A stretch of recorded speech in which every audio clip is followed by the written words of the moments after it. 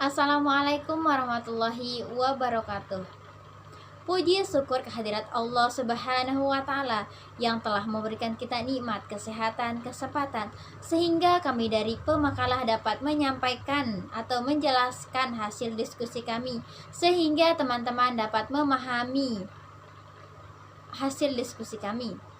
Kedua kalinya tak lupa pula kita haturkan sholawat beserta salam kepada junjungan kita Nabi besar kita Muhammad Sallallahu Alaihi Wasallam.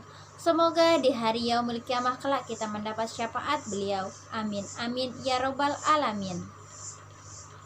Di sini saya Nisa Kusuma Dewi sebagai pemateri pertama dan pemateri kedua yaitu Safira Pratiwi. Saya akan menjelaskan tentang syarat berdirinya ilmu pengetahuan dan pengertian ilmu pengetahuan. Pengertian ilmu pengetahuan yaitu ilmu itu berasal dari bahasa Arab yang diartikan pengetahuan sehingga disatukan menjadi ilmu pengetahuan. Dalam bahasa Indonesia sering disamakan dengan sains yang berasal dari bahasa Inggris yang artinya pengetahuan. Pengetahuan adalah aktivitas yang sistematis untuk membangun dan mengatur pengetahuan dalam bentuk penjelasan dan prediksi tentang alam semesta.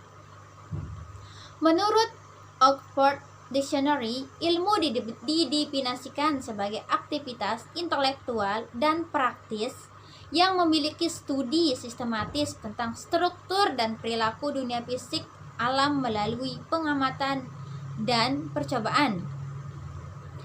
Ilmu pengetahuan yaitu seluruh usaha yang dilakukan secara sadar dan menyelidiki, menemukan, dan meningkatkan pemahaman manusia dari berbagai segi kenyataan, pandangannya, kepastian. Ilmu juga diperoleh dari keterbatasannya.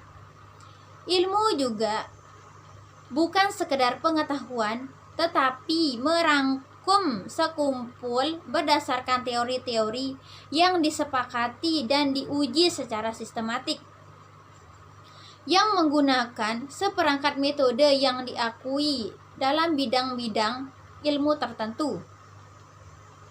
Syarat-syarat berdirinya ilmu pengetahuan itu ada dua, ada syarat pokok dan ada syarat tambahan. Ilmu pengetahuan juga disebut suatu uraian yang sistematis dan metodis tentang suatu hal atau masalah yang memiliki objek yakni objek material dan formal.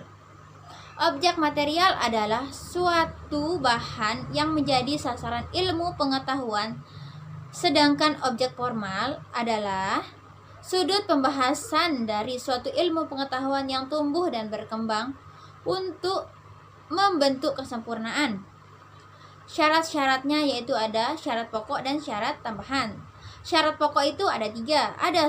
Ada suatu ilmu punya objek tertentu, suatu ilmu pengetahuan harus menggunakan metode-metode yang sesuai, suatu ilmu pengetahuan harus menggunakan sistematika tertentu. Syarat tambahannya yaitu ada tiga juga. Yang pertama, suatu ilmu pengetahuan harus mempunyai dinamika. Yang kedua, suatu ilmu pengetahuan harus praktis. Dan yang ketiga, yaitu suatu ilmu pengetahuan harus dibedakan antara kesejahteraan umat manusia. Selanjutnya akan dijelaskan oleh teman-teman kami yaitu Safira Pratiwi yang akan menjelaskan tentang ilmu pendidikan sebagai ilmu normatif, teoritis, dan praktis, dan akan menjelaskan tentang cabang-cabang ilmu bantu pendidikan. Assalamualaikum warahmatullahi wabarakatuh. Perkenalkan, nama saya Safira Pratiwi, NIM 200110033.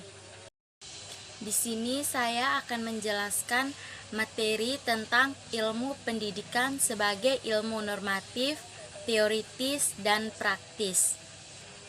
Ilmu pendidikan sebagai ilmu pengetahuan dimulai dengan meletakkan dalam sistematika ilmu pengetahuan yang dibedakan menjadi dua. Yang pertama, ilmu-ilmu murni ini berdiri sendiri, yang terlepas dari ilmu pengalaman atau yang disebut dengan empiris.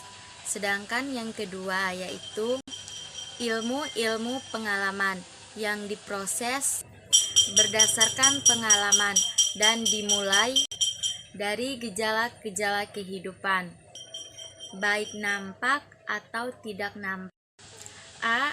Ilmu pendidikan sebagai ilmu normatif.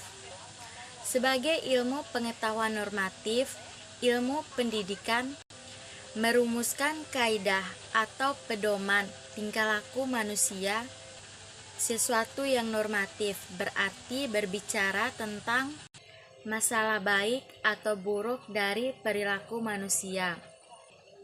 Ilmu pendidikan merumuskan peraturan-peraturan tentang tingkah laku manusia untuk mencapai keteraturan hidup. Keteraturan hidup akan menjamin kelangsungan, keeratan antara manusia atau hubungan sosial manusia. Nilai-nilai ini dijunjung tinggi dan dijadikan norma untuk menentukan ciri-ciri manusia yang dicapai melalui praktik pendidikan. Contohnya, kita sebagai penganut agama Islam harus menanamkan nilai akhlak dan akidah, terutama dari anak usia dini. Yang ke-B yaitu ilmu pendidikan sebagai ilmu yang bersifat teoritis dan praktis. Ilmu pendidikan termasuk pengetahuan normatif karena berkaitan erat dengan pandangan tentang manusia, nilai dan norma hidup yang membentuk kepribadian manusia akan menjadi ilmu pendidikan yang bersifat teoritis dan praktis karena ilmu ini berkaitan dengan tindakan mendidik atau praktek dari pendidik. Hubungan antara ilmu pendidikan historis dan ilmu mendidik praktis oleh seorang mahaguru ilmu mendidik. J.M. Gunning berkata, teori tanpa praktek adalah pada human cerdik.